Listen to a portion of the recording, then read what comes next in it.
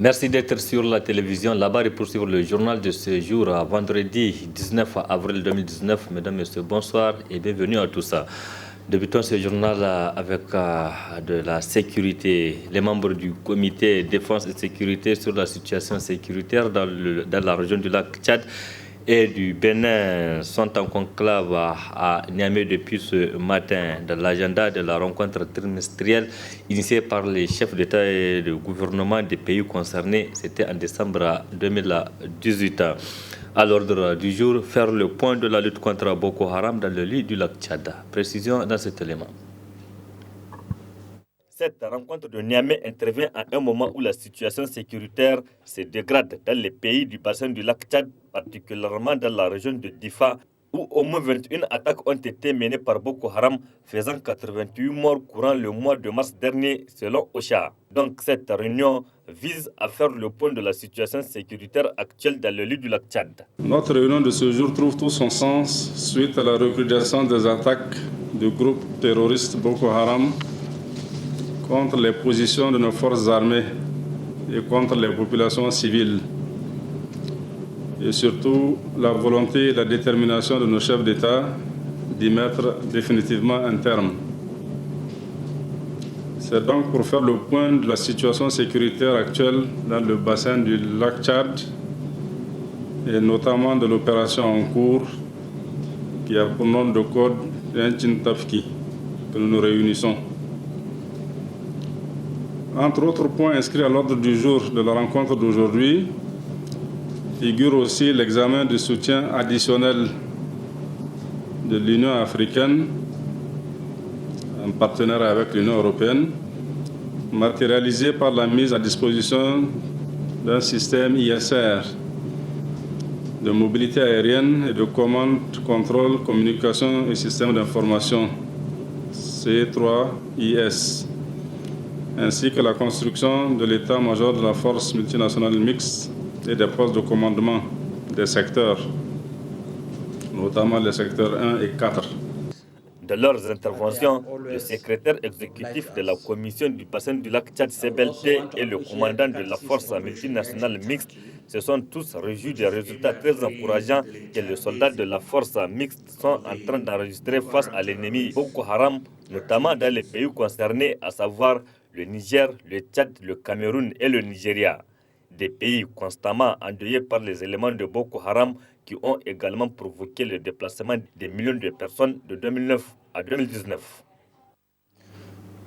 Direction Assemblée nationale où les députés ont adopté hier jeudi la loi portant modification sur le régime des établissements publics à caractère scientifique et culturel.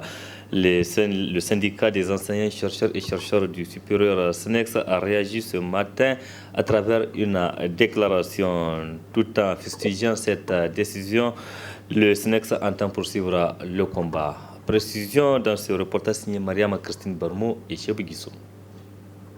Suite au vote par l'Assemblée nationale de la loi portant modification de l'ordonnance portant régime des établissements publics à caractère scientifique, culturel et technique, que conteste le syndicat national des enseignants, chercheurs et chercheurs du supérieur SNEX, ce dernier réagit. Le SNEX constate avec indignation qu'en dépit de l'appel lancé à travers sa déclaration du 9 avril 2019 et son entière disposition au dialogue, la logique partisane l'a finalement emporté sur l'intérêt général.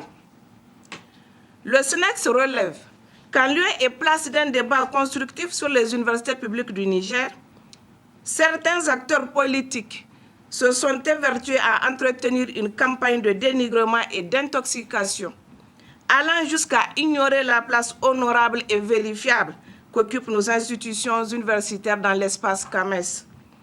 L'adoption de ce projet de loi s'inscrit dans une entreprise délibérée de démolition de l'autonomie et des libertés académiques propres aux traditions universitaires acquises de haute lutte depuis la conférence nationale. Ainsi, pour faire passer sa loi scélérate et rétrograde, en l'absence d'une véritable concertation avec le SNEX, le gouvernement a savamment distillé des contre-vérités aux députés. Aussi, le ministre en charge de l'enseignement supérieur, par allégation, prétend avoir associé les enseignants, chercheurs et chercheurs dans l'agenda gouvernemental de liquidation de l'enseignement supérieur et de la recherche au Niger. Par ailleurs, en focalisant l'opinion publique sur les retards académiques pour justifier la remise en cause du mode électif dans les universités publiques du Niger, les autorités font totalement fi des véritables causes du mal. En effet, à travers ces réformes unilatérales, elles appliquent au contraire un remède qui laissera intacte la pathologie des universités publiques du Niger, s'il ne l'aggrave pas par une politisation à outrance des administrations universitaires, en violation flagrante des déclarations de Kampala du 29 novembre 1990 sur la liberté intellectuelle et la responsabilité sociale, puis celle de septembre 1998 sur la liberté académique, l'autonomie universitaire et la responsabilité sociale, qui interdit les ingérences politiques dans les milieux universitaires. Le SNEX condamne le gouvernement face à cette décision et interpelle le président de la République. Dans son obsession à remettre en cause l'autonomie des universités publiques du Niger et les libertés académiques, le gouvernement a usé de tous les moyens, y compris la fraude, pour accomplir ce funeste dessein, en recourant à un vice de procédure consistant à ajouter nuitamment des articles n'ayant nullement fait l'objet d'examen et d'adoption en Conseil des ministres. Nonobstant son adoption par l'Assemblée nationale, cette loi est d'ores et déjà entachée d'un grave vice de procédure qui la rend non conforme à la Constitution.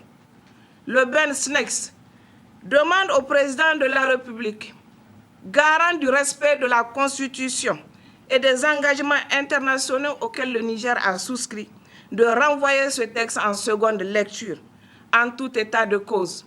Le SNEX se réserve le droit d'user de tous les moyens légaux pour faire échec à cette loi anticonstitutionnelle.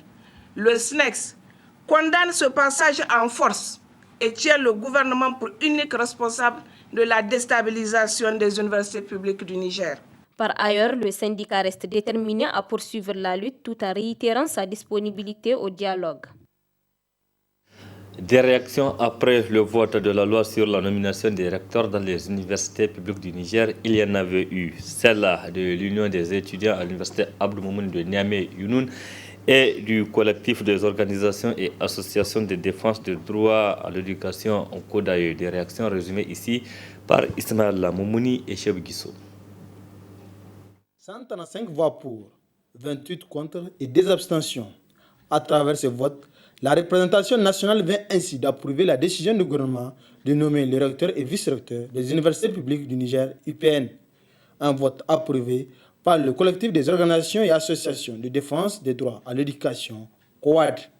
Nous sommes très contents et c'est avec une joie immense qu'au niveau de notre collectif, nous avons appris le vote de cette loi. Parce que cette loi va permettre d'opérer des réformes et des réformes en profondeur dans le système éducatif universitaire qui est en panne.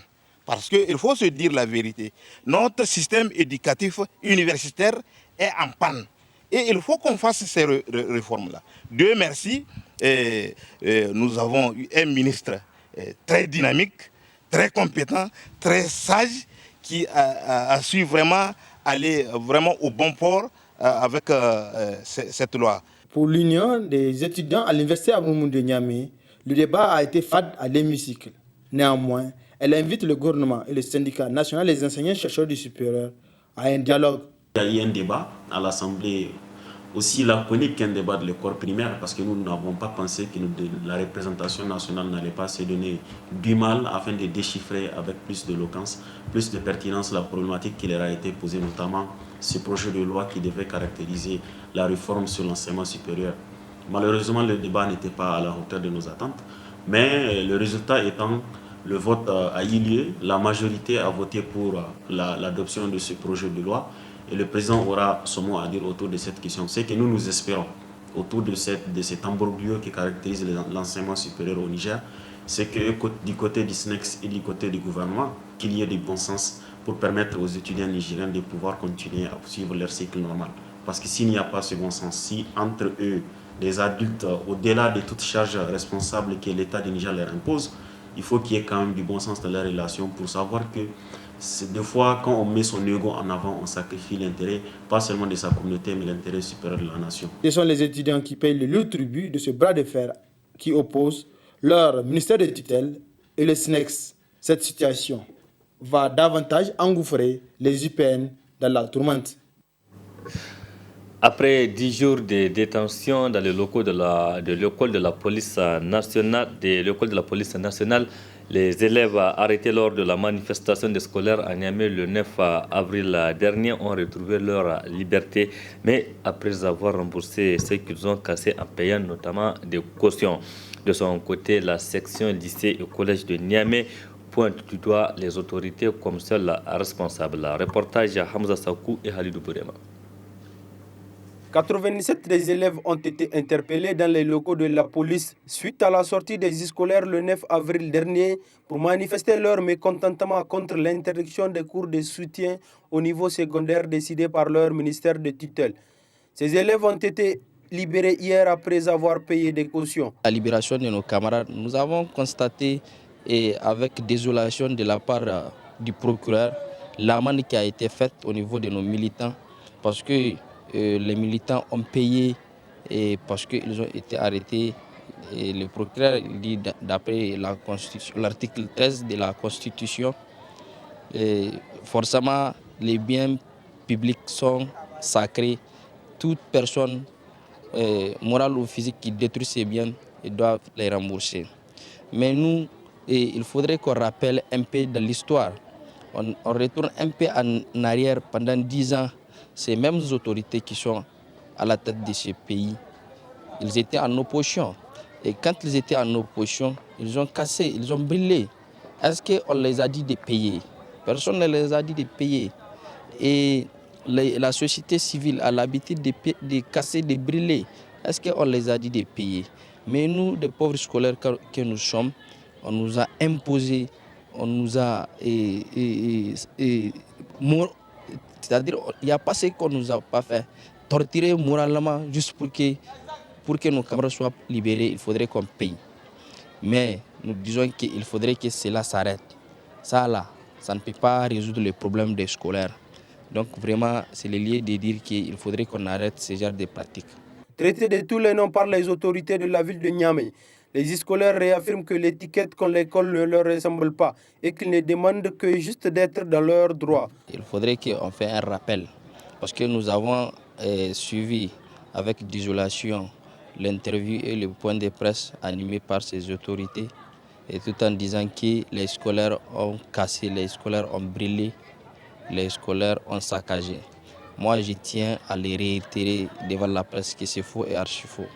Des scolaires que nous sommes intelligents, nous sommes des scolaires et nous avons foi à notre académique. Nous ne pouvons en aucun cas se permettre de casser et brûler les biens publics parce que c'est un bien qui nous appartient nous tous en tant que des Nigériens. Aujourd'hui, ils sont à la tête de ces pays. Cela ne veut pas dire que demain nous ne le serons pas. Donc nous avons vraiment cette conscience de sauvegarder nos biens publics et privés d'air. La section lycée-collège appelle l'ensemble des scolaires à rester sereins, unis et mobilisés pour continuer la lutte jusqu'à gain de cause. Le premier réseau mondial des organisations de la société civile pour l'élimination du paludisme sera lancé bientôt.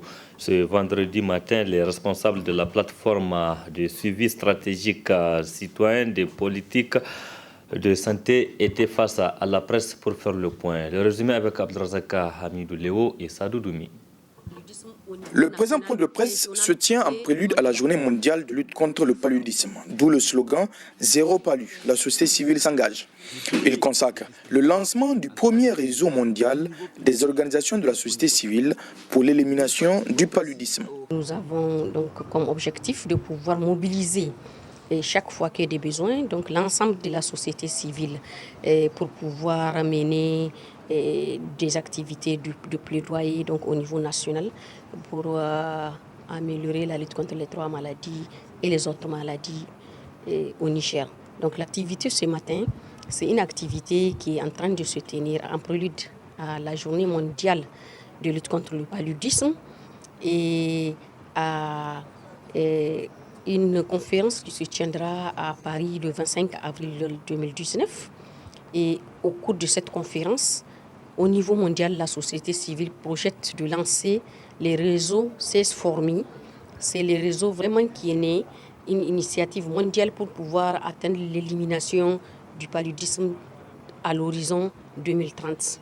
Et donc, à l'instar des autres pays au plan mondial, le Niger ne s'est pas laissé en arrière. C'est pour ça que nous avons décidé d'organiser ce matin ce point de presse avec l'ensemble des partenaires de la plateforme, avec nos partenaires techniques et financiers, aussi avec l'État du Niger à travers donc les différents programmes nationaux de lutte contre les 3 maladies qui étaient dans la salle pour pouvoir faire ce point de presse et lancer au niveau du Niger ces réseaux CS4Me dont la plateforme est désormais membre. Un combat qui voit l'implication des organisations de la société civile qui luttent contre le sida et la tuberculose. Nous sommes dans un contexte aujourd'hui où ces 3 maladies constituent une préoccupation, en tout cas au niveau national et même au niveau international. Et notre pays ne fait pas exception parce que, comme vous le savez, quand on prend par exemple le cas du paludisme, le nombre, en tout cas, de cas de palud par an que nous enregistrons au niveau des centres de santé, en tout cas, est quand même révélateur.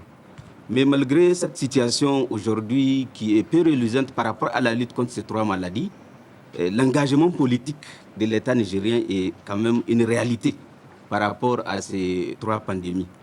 Et c'est pourquoi, en tout cas, notre pays, à travers en tout cas, le gouvernement de la 7e République, a adopté une politique nationale de santé qui vise vraiment l'élimination d'ici 2030 de ces 3 pandémies, particulièrement le paludisme et la tuberculose aussi.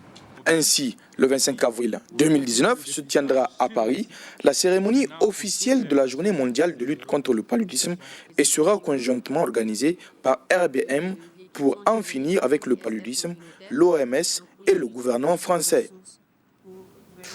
Le Niger perd quelques places dans le classement 2019 du Reporters sans frontières RSF sur la liberté de la presse. De la 63e place, le Niger occupe cette année la 66e. Un recul qui se justifie par plusieurs raisons, n'est-ce pas, Asma Oseidou? Encore, le Niger a reculé dans le classement 2019 du Reporters sans frontières RSF sur la liberté de la presse. Une régression qui se justifie du seul fait qu'en 2018, la liberté de la presse a connu des rudes épreuves. Beaucoup d'organes ont été fermés, l'expulsion du journaliste Baba Alpha, des événements qui ont amené le Niger à la 66e place. L'ONG internationale Reporters sans frontières, comme à ses habitudes, a donc sorti hier le rapport sur le classement 2019, n'est-ce pas, des pays en matière de liberté de la presse. Et dans ce rapport, vous l'avez rappelé, notre pays, le Niger, a occupé sur 180 pays une dégringolade, il faut le dire, de 5 points par rapport à l'année passée. Il faut aussi dire que le classement 2019 qui est sorti, ce n'est pas en fait pour l'année 2019 en cours, mais c'est le résultat de l'évaluation donc faite par Reporters sans frontières sur le terrain durant l'année écoulée, c'est-à-dire l'année 2018. Et ici, c'est un secret de polichinelle, nous l'avons maintes fois dénoncé et dit à chacune donc des occasions. Au Niger, l'année 2018 a été, il faut le dire, très sombre pour la liberté de la presse. Et c'est pour ça que ce classement ne nous surprend guère. La place qu'occupe le Niger cette année sur la liberté de la presse ne surprend guère les professionnels de la presse nigérienne. C'est au cours de cette même année 2018 que, sous le fallacieux prétexte de non-paiement d'impôts, certains organes de médias indépendants se sont vus abusivement fermés par les services des impôts. Cela a suscité le tollé que ça a suscité. Nous avons dénoncé, nous avions en tout cas eu à interpeller qui de droit. Cela constitue une entrave à la liberté de la presse. Et en son temps, on l'a dit, de faire attention parce que ce sont ces genres d'éléments, ces genres de choses qui sont prises en compte dans le rapport de Reporters sans frontières pour donc déterminer la position que chaque pays doit occuper. Outre cet aspect, vous le savez, et c'est également un secret de polichinelle, c'est encore au cours de la même année, 2018, que le groupe de presse Labari, souvenez-vous bien, a été nuitamment fermé par des individus lourdement armés. Avant-hier, notre ami, frère, confrère, camarade Baba Alpha, qui a gardé prison pendant 1 an, à la prison civile de Niamey, devait sortir de prison en début avril, le 3 je crois, précisément. Mais à la surprise générale, juste après sa sortie, il s'est vu expulsé vers un pays voisin. En tout cas, sous le régime de la 7e République au Niger, l'exercice du journalisme a été difficile pour beaucoup de confrères et même d'organes de presse qui se sont vus menacés ou agressés dans le cadre de leur métier. Merci Asma Ousseidou. Point final de cette édition. Merci aussi à vous de l'avoir suivi. Restez en compagnie du programme de la télévision Labari. Au revoir, excellente nuit à toutes et à tous.